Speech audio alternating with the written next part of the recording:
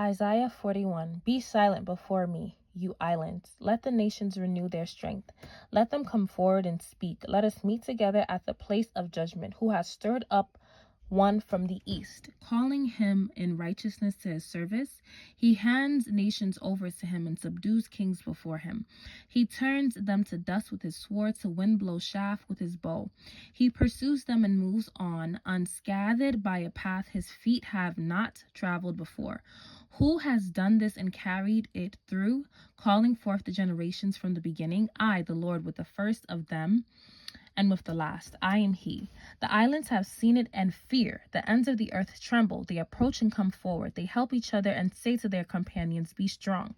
The metal worker encourages the goldsmith, and the one who smooths with the hammer spurs on the one who strikes the anvil. One says of the wielding, it is good. The other nails down the idol so it will not topple.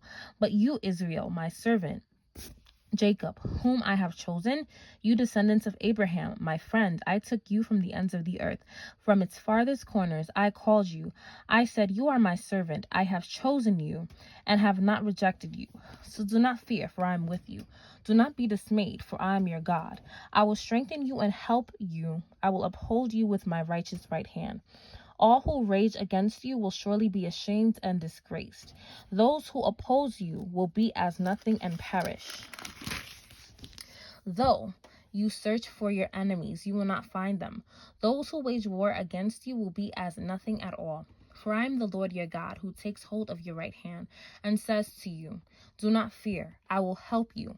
Do not be afraid, you worm Jacob. Little Israel, do not fear, for I myself will help you, declares the Lord, your Redeemer, the Holy One of Israel. See, I will make you into a threshing sledge, new and sharp with many teeth. You will thresh the mountains and crush them, and reduce the hills to chaff. You will winnow them, the wind will pick them up, and a gale will blow them away. But you will rejoice in the Lord, and glory in the Holy One of Israel.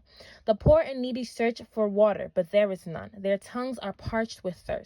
But I, the Lord, will answer them. I, the God of Israel, will not forsake them.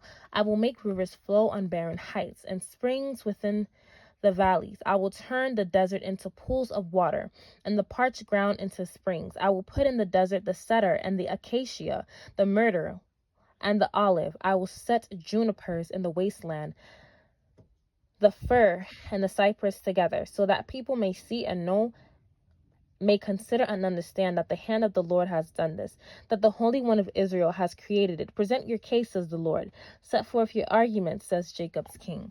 Tell us, you idols, what is going to happen? Tell us what the former things were, so that we may consider them and know their final outcome, or declare to us the things to come.